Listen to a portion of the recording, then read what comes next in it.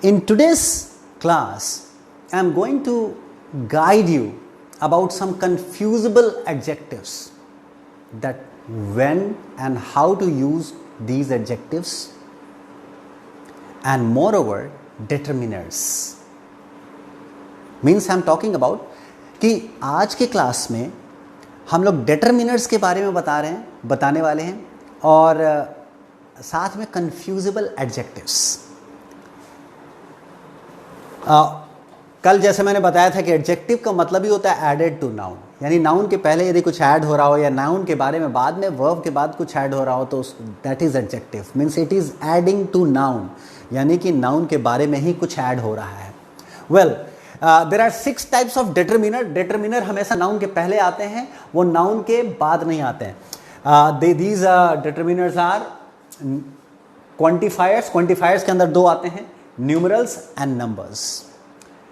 डिस्ट्रीब्यूटिव्स, possessives, interrogatives, demonstratives और articles. Article का class पहले ही मैं ले चुका हूं, लॉकडाउन के अंदर ही. फेसबुक के पेज पर भी होगा. You can just go to my YouTube page and see the class about articles. आपको ये जो 6 डिटरमिनर्स हैं, जैसे क्वांटिफायर्स, डिस्ट्रीब्यूटिव्स, पजेसिव, इंट्रोगेटिव्स, डेमोन्स्ट्रेटिव्स, ये सब प्रोनाउन में भी पढ़ाई होती है, लेकिन उस समय वो प्रोनाउन का काम करते हैं, यानी कि सब्जेक्ट या ऑब्जेक्ट का काम करते हैं. जब ये शब्द जो भी लिखे हुए हैं यहां पर, यदि सब्जेक्ट का काम करेंगे तो दे आर प्रोनाउंस, लेकिन वो सब्जेक्ट के पहले यानी नाउन के पहले सब्जेक्ट का पार्ट बन के आएंगे यदि, तो उन्हें कहते हैं एडजेक्टिव्स या डिटरमाइनिंग एडजेक्टिव्स, और उसको स्पेशली कहते हैं डिटरमिनर्स. डिटरमाइनिंग, जो क्वांटिटी डिटरमाइन करे उसको क्वांटिफायर्स, जो डिस्ट्रीब्यूशन डिटरमाइन करे उसको डिस्ट्रीब्यूटिव्स, और जो पोजेशन डिटरमाइन करे उसको पोजेसिव्स, और जो इंट्रोगेशन पूछे हुज प्रॉपर्टी, व्हाट आइडिया, इस टाइप का इंट्रोगेशन क्वेश्चन भी पूछे और पोजेशन, तो उसको बताते हैं इंट्रोगेटिव्स. डेमोन्स्ट्रेटिव्स, दिस मार्कर, दैट पर्सन, तो दूरी जो बताए और साथ में वो एडजेक्टिव का काम करे तो उसको बोलते हैं distributives, demonstratives. Sorry. And articles I have already talked about, जो डेफिनेटनेस बताता हो कि कोई डेफिनेट है, नोन है या अननोन है, that's it. Now let me go in detail that what are numerals. Numerals, quantifier के अंदर न्यूमरल्स में क्या क्या होता है. फॉर एनीथिंग, जैसे गब्बर सिंह ने पूछा था कितने आदमी हैं, तो सामने जवाब देने वाला ये भी बोल सकता था कुछ लोग थे, मगर उसने जवाब नंबर्स में नहीं, वो उसने बोला था 2 आदमी थे. I am talking about that scene from Sholay. तो न्यूमरल्स जो होता है वो नंबर्स नहीं बताता है, वो अप्रॉक्सीमेट वैल्यू बताता है, जैसे many, few, a few, the few, all, much, several, little, a little, the little, whole, enough, some, no, no man, like this, etc. बहुत ध्यान से आपको पढ़ना होगा, क्योंकि ये कभी यही वर्ड्स प्रोनाउन का काम करेंगे और यही वर्ड्स कभी एडजेक्टिव का काम करेंगे, और यही वर्ड्स कभी आपको एडवर्ब का भी काम कर सकते हैं. डिपेंड करता है कि वो सेंटेंस में पोजीशन क्या है और उसका काम क्या है. Suppose no man is here. No man is here, man के पहले आया, नाउन के पहले आने वाला शब्द जो नाउन को क्वालिफाई कर रहा है एडजेक्टिव. यहां पर no man is here. No better person is there.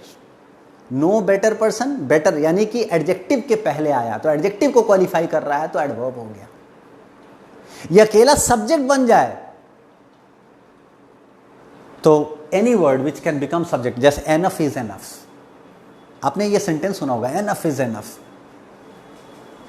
तो एनफ, फर्स्ट एनफ जो है वो सब्जेक्ट है, वो प्रोनाउन है, और इज वर्ब, लिंकिंग वर्ब, और जो लास्ट वाला एनफ है, एनफ इज एनफ में, वो एडजेक्टिव है, यानी कि pronoun, verb, adjective. Enough is enough, यानी बहुत हद होता है ऐसे चीजों का, बहुत हो गया. So you have to play with the words when the word is pronoun, कब वो नाउन होगा, कब वो प्रोनाउन शब्द होगा और कब वो एडजेक्टिव होगा और कैसे वो एडवर्ब में यूज होगा। यदि वो एडजेक्टिव या वर्ब को क्वालिफाई कर रहा है तो एडवर्ब होगा, यदि किसी नाउन या प्रोनाउन को क्वालिफाई कर रहा है तो एडजेक्टिव होगा, यदि खुद सब्जेक्ट बन जा रहा है वो वर्ड तो ऑफ कोर्स नाउन और प्रोनाउन, यदि नेम नहीं है तो इट्स जस्ट प्रोनाउन। वेल, तो मैं डिटेल्स में जा रहा हूं। Many is use for a number of people. Many को हम लोग प्रोनाउन में भी यूज कर सकते हैं, जैसे मेनी कम एंड गो, बहुत आते जाते हैं, मेनी कम एंड गो। तो वहां पर मेनी सब्जेक्ट का काम कर रहा है, तो सब्जेक्ट का काम क्या, कोई वर्ड, तो दैट इज प्रोनाउन। यदि नेम नहीं है, if it is not a name and that is representative of a name, then that is pronoun. लेकिन मैं बोलूं many people come here and go, many people, many students ask this question, तो जब ये noun के पहले आ रहा है, जैसे पीपल के पहले मेनी आया, स्टूडेंट्स के पहले आया मेनी, जब पीपल के पहले, स्टूडेंट्स के पहले मेनी आए, किसी भी नाउन के पहले मेनी लगाओ, किसी भी प्लूरल नाउन के पहले मेनी लगा सकते हैं आप। Many people, many students, many ideas, many things, किसी भी प्लूरल नाउन के पहले मेनी लगाए तो ये मेनी एडजेक्टिव है। और जब आपको एग्जैक्टली नंबर्स ना पता हो तो आप मेनी लगा सकते हैं। Okay, moving ahead. फ्यू और लिटिल, मैं मेनी पर टिक कर दूं, वी आर इन क्वांटिफायर्स, टिक करता जाऊंगा, जो भी हो जाएगा। फ्यू और लिटिल, फ्यू और लिटिल मिलते जुलते एडजेक्टिव्स यूं हैं क्योंकि फ्यू में भी तीन वर्ड है, few, a few and the few. Little में भी little, a little and the little. जब हम फ्यू और लिटिल का यूज करते हैं तो उसका मतलब होता है बहुत कम, बहुत स्कैंटी, मिनिमल। जैसे few people came here, it means very less, बहुत कम लोग आए, वेरी फ्यू। तो फ्यू मतलब ऑलरेडी नेगेटिव मीनिंग है, लिटिल का मतलब already negative. Little water is there in the glass, यानी बिना काम का है। फ्यू पीपल हैव गैदर्ड, यानी कि उतने लोग काम के नहीं हैं। लेकिन जैसे हम इसको पॉजिटिव बनाना चाहते हैं फ्यू और लिटिल को, तो उसके आगे अ लगाते हैं, अ एडजेक्ट जो आर्टिकल है, a few people are there, यानी कि उतने लोग हैं जितना से काम चल जाए। A little water is there in the glass, यानी कि उतना पानी है जितने में प्यास बुझ जाएगी या काम हो जाएगा। So when you want to make a positive statement तो अ फ्यू यूज कीजिए और अ लिटिल, और जब नेगेटिव स्टेटमेंट यूज करना हो तो फ्यू पीपल और लिटिल वाटर। जैसे little money is there with him in this lockdown, तो इसका मतलब है कि उतने में उसका काम नहीं चलेगा। And a little money is with me in this lockdown, इसका मतलब है मेरे पास उतना है जितना में मेरे में काम चल जाएगा। तो सिर्फ अ लिटिल काम चलने भर, और लिटिल का मतलब scanty, means scarcity is going to be there. और द लिटिल और द फ्यू का मतलब जितना पता है आपको। जैसे the little knowledge which I have already showered on students, or the little knowledge about grammar which I have already shared on this page। तो आपको पता है, वो जानकारी आपको है। If we are talking about known things, discussed things, already known things, जिसके लिए little और a little दोनों नहीं यूज करना, तो उसके लिए the little यूज कीजिए, because that is already known। So it is clear, little and few वैसे नेगेटिव है, लेकिन अ लगाने के बाद वो पॉजिटिव स्टेटमेंट हो जाता है। A little knowledge you have now about adjectives, यानी थोड़ा बहुत आ गया। all सभी लोगों के लिए यूज होता है, जैसे all people। many यानी कि बहुत, लेकिन सभी नहीं। all means full, whatever people, number जो भी नंबर है पूरे के पूरे। all people, all things, all articles, तो जब भी पूरे के पूरे यूज करना हो तो all यूज कीजिए। और जब भी पूरा इन द सेंस पूरा इंडिया, जैसे whole India is suffering lockdown, तो यहां होल इस्तेमाल होगा। ऑल लोगों के लिए और होल जोग्राफिकल एरिया के लिए, India, whole Bihar, whole UP, whole Maharashtra is facing, whole world, किसी भी एरियाज, जोग्राफिकल एरियाज की बात कर रहे हैं, बाउंड्रीज की बात कर रहे हो, स्टेट, कंट्री, सिटी की बात कर रहे हैं, होल दिल्ली, होल पटना, इस तरह की बात कर रहे हैं तो होल लगाएंगे। लेकिन लोगों की बात कर रहे हैं, all students, all women, all people, all teachers, all students, इस तरह से ऑल यूज करेंगे। I hope it is clear. तो होल भी क्लियर और ऑल भी क्लियर। किसी तरह का डाउट हो जाए आप क्वेश्चन कर सकते हैं, कमेंट्स में भी पूछ सकते हैं, you can ask in comments, और you can text me on WhatsApp 9334314161 and I will be answering your questions definitely. Well, enough यानी पर्याप्त। Let me tell you, sufficient इसका मीनिंग होता है enough मैंने बताया प्रोनाउन का भी काम करता है और एडजेक्टिव का। जैसे enough is enough people, enough knowledge, he has enough knowledge, उसके पास पर्याप्त नॉलेज है। enough एक ऐसा वर्ड है जिसको नॉर्मल एडजेक्टिव की तरह यूज कर सकते हैं, डिटरमिनर की तरह यूज कर सकते हैं, प्रोनाउन की तरह यूज कर सकते हैं, और एडवर्ब की तरह भी यूज कर सकते हैं। जैसे ही ran enough, I walked enough। तो जब वर्ब के बाद आएगा तो एडवर्ब का यूज होगा, जब सब्जेक्ट खुद बन के आएगा तो प्रोनाउन हो जाएगा। जैसे enough has been done। जब अकेला आ जाएगा लास्ट में प्रेडिकेटिव एडजेक्टिव तो वो नॉर्मल एडजेक्टिव हो जाएगा, नहीं तो किसी नाउन के पहले आएगा तो डिटरमिनर बन जाएगा। जैसे enough knowledge is there।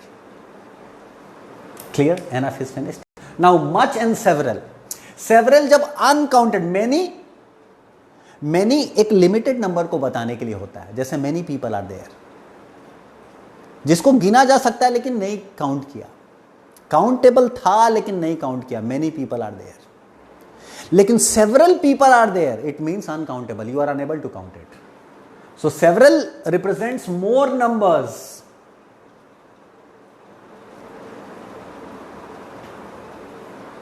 and much, that is for uncountable। जैसे much rice, I don't need that much rice। uncountable nouns के पहले लगाया जाता है much। many countable के लिए, many people and much water is there।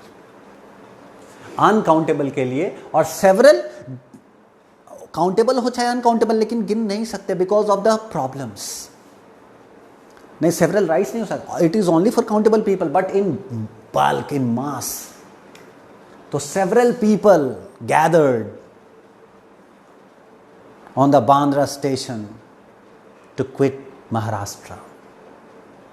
You can say like this, much water is there, यानी means quite good amount. Enough means काम चलाने वाला। What is some? Some again, जैसे मेनी है countable के लिए, सम नॉट काउंटेड, जैसे several not counted, गिना नहीं। जैसे some people are there which I have not counted, like some who ask this question, give me some water, give me some rice।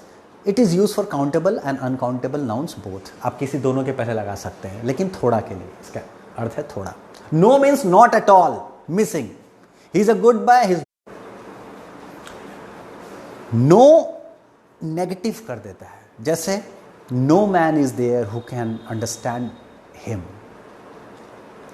Well, ये आपने numerals complete किया। Now numbers. Number दो तरह के होते हैं, नंबर एडजेक्टिव में आते हैं, और आपको एक बार बता दूं, जब भी whenever you are writing an essay in examination, जब भी आप एग्जामिनेशन में एसे लिख रहे हो तो आप ऐसे 1 2 3 नहीं लिख सकते हैं, 1%, 2%, ये डिजिट नहीं लिखने चाहिए, दिस इज रॉन्ग। आप लिखेंगे 1, ONE 1, TWO 2, THREE 3, इसी तरह से। यानी जब भी इंग्लिश में ऐसे लिख रहे हो, यू राइट दीज नंबर्स, इसको कहते हैं cardinal numbers, and this is treated as adjective in English grammar. ये नंबर्स होते हैं, वो मैथमेटिक्स की चीज़ है कार्डिनल, लेकिन ग्रामर में इसको एडजेक्टिव्स के अंदर करते हैं cardinal, number, determining adjectives. Determiners यानी डिटरमाइनिंग एडजेक्टिव्स भी।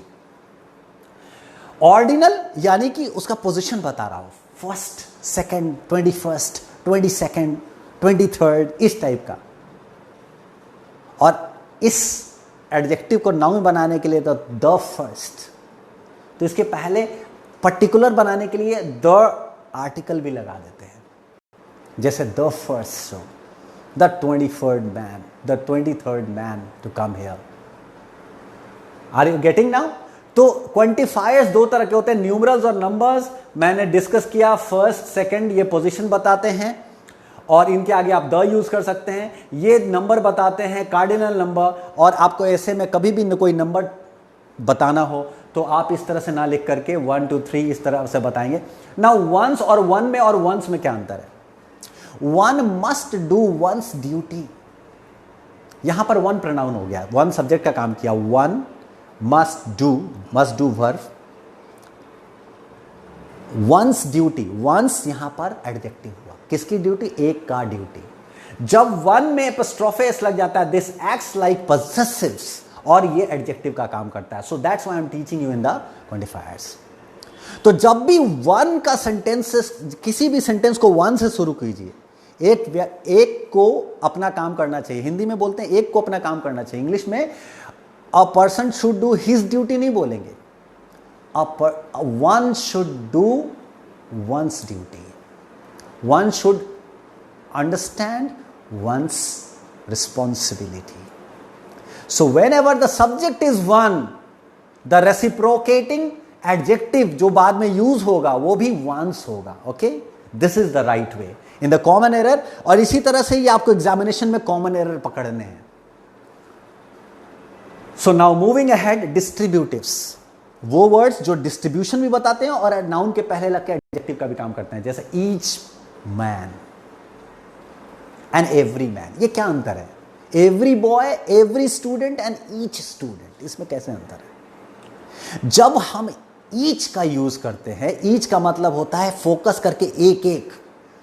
जब आपको एवरी इंडिविजुअल पर फोकस करना हो, ताकत लगाना हो, बहुत ही जोर देना हो, तो ईच का यूज कीजिए। और जब एक साथ सबको बोलना है that every person should do, every student should study,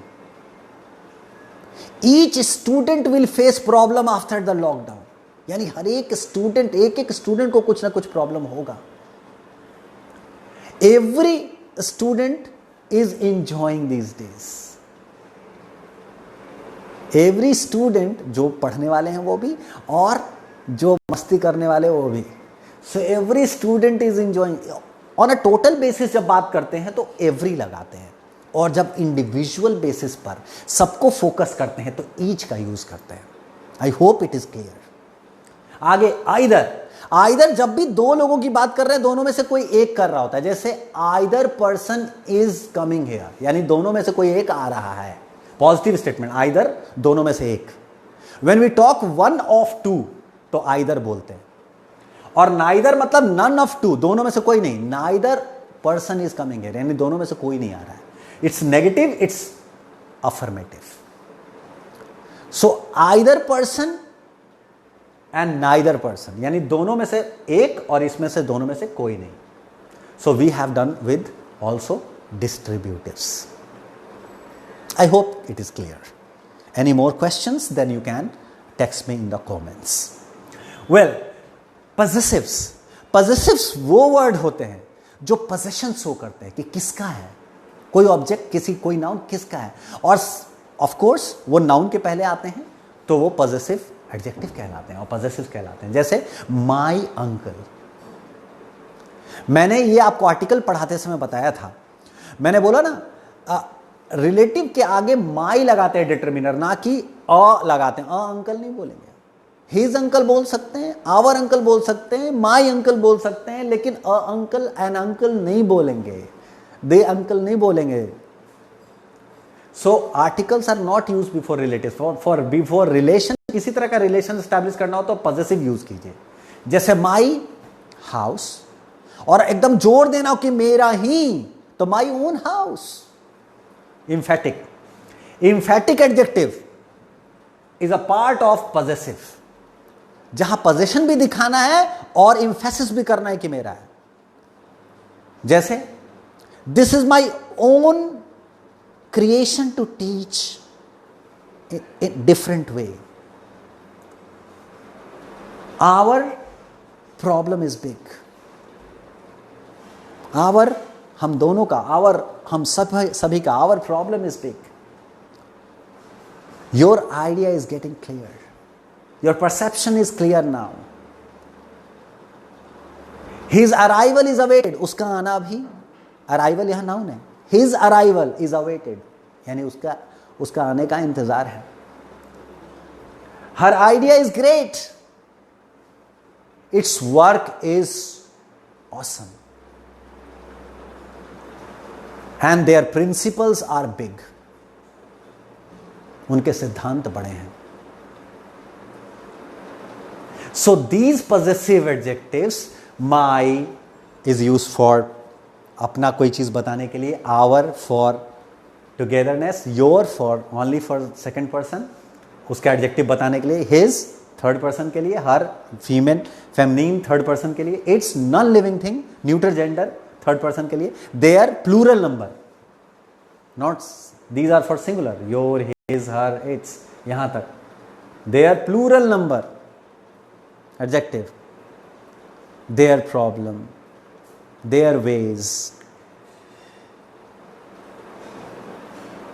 और जहां भी प्रोफेशन की बात हो, जैसे doctors are doing their duty, its duty नहीं कर सकते।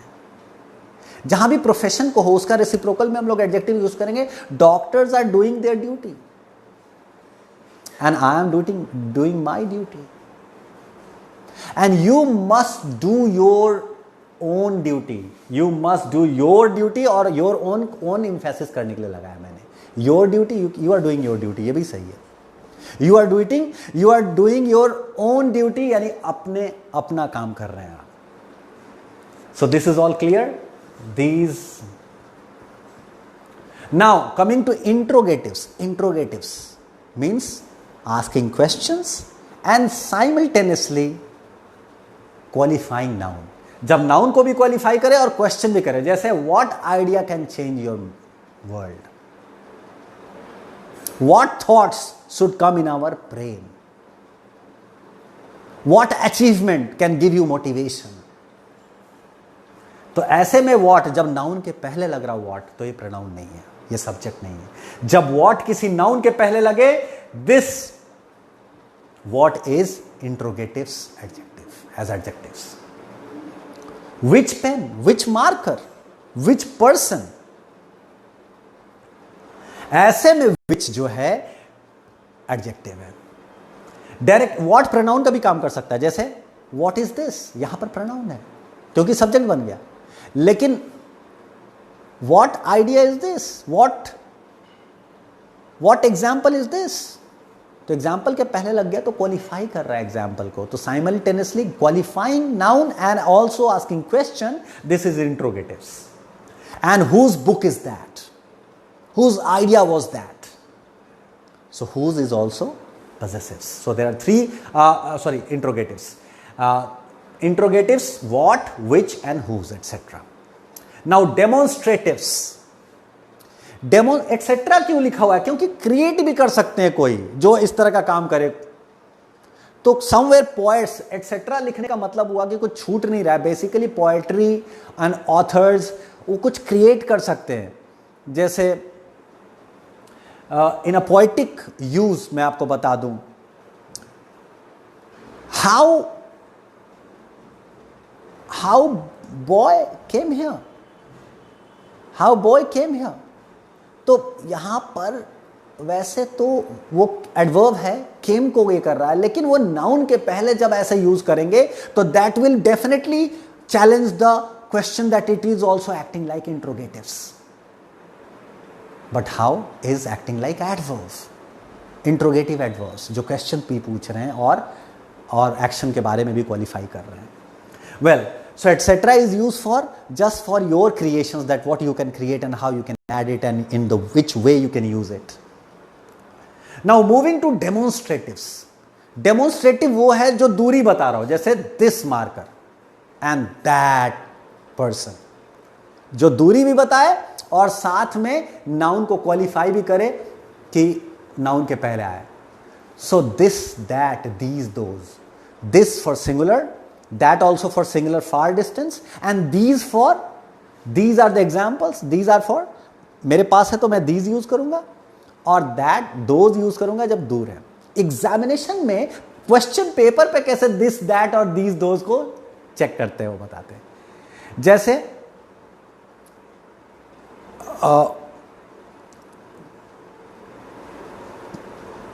Prime minister Narendra Modi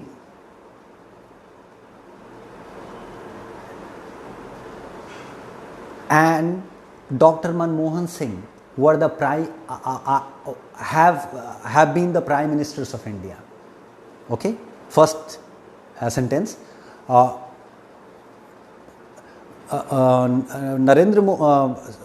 Minister Narendra Modi and Manmohan Singh have been the prime ministers of India.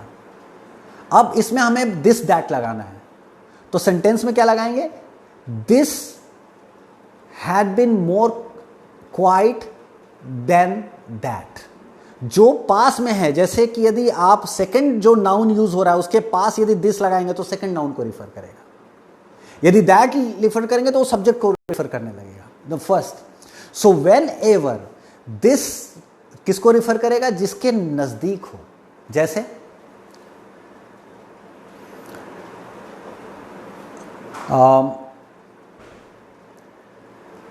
the vehicle of Mahindra is better than that of Tata.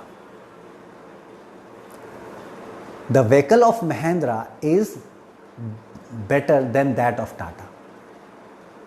ये sentence है.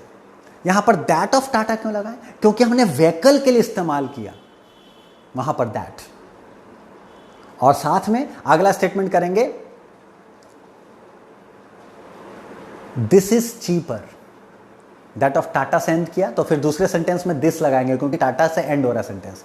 So this is cheaper means the vehicles of Tata's are cheaper and that is expensive. That is expensive यानी कि दूर में मैंने महिंद्रा सबसे पहले use किया तो that is little expensive. Well, so demonstratives this, that, these, those और सच. जैसे क्या मिलिएगा ऐसे लोगों से, Why to meet such people? तो जब भी आप किसी पर्टिकुलर लोगों की बात कर रहे हैं तो सच भी यूज कर सकते हैं. That is also demonstrative adjective. Article के बारे में मैं पहले ही बता चुका हूं. That is was also part of demonstratives. मैंने आर्टिकल शुरुआत किया ही था इसके पहले. आफ्टर एडवर्ब मैंने आर्टिकल से ही शुरू किया था and then we move to adjective. Well, now some confusable adjectives.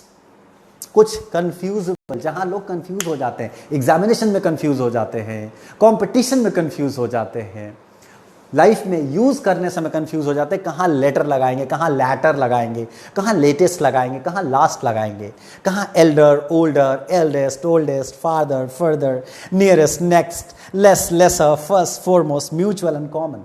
So let me give you a clear idea to use these words in your language. कहां पर कौन से सटीक वर्ड्स होंगे. स्टार्ट करते हैं. लेटर. लेटर यानी कि टाइम बता रहा हो, बाद में. जब बाद में यूज करना है तो लेटर यूज करेंगे, और बाद वाला पोजीशन में यूज करना है तो लैटर. LATTER. एक सिंगल टी और डबल टी में इतना अंतर है. You have to be particular about spellings.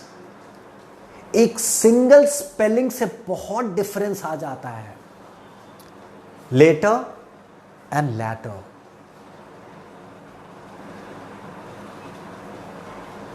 Latest. Latest यानी हाल ही में, the latest news. What is the latest update of, what is the latest update about corona virus. तो लेटेस्ट हाल ही में और लास्ट यानी अंतिम में. हिंदी में भी डिफरेंस है. लेटर बाद में, लैटर बाद वाला. लेटेस्ट हाल ही में और लास्ट अंत में. In English, I'll make it. Later means somewhere in the means in future. We'll do that. Latter means in position that will come later. Latter. latest means recently, and last means the last point, means what was the last figure.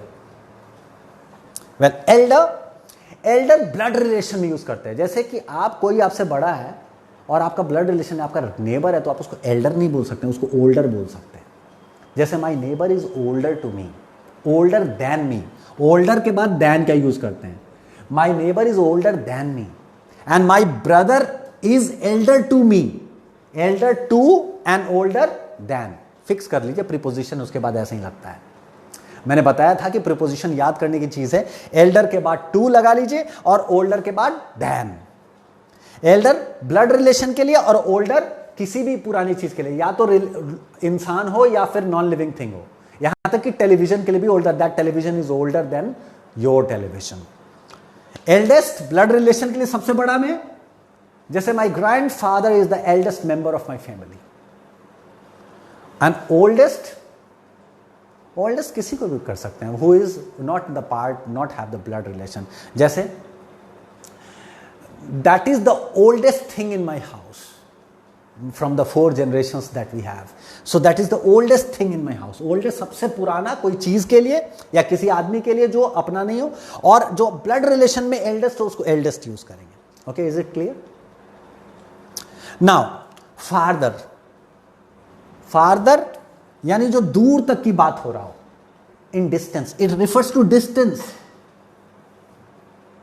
जैसे I have to go farther than I went today, जितना दूर मैं गया था उससे I have to go farther. यदि distance coverage की बात हो तो we will guide this, let me tick all the things what we have taught.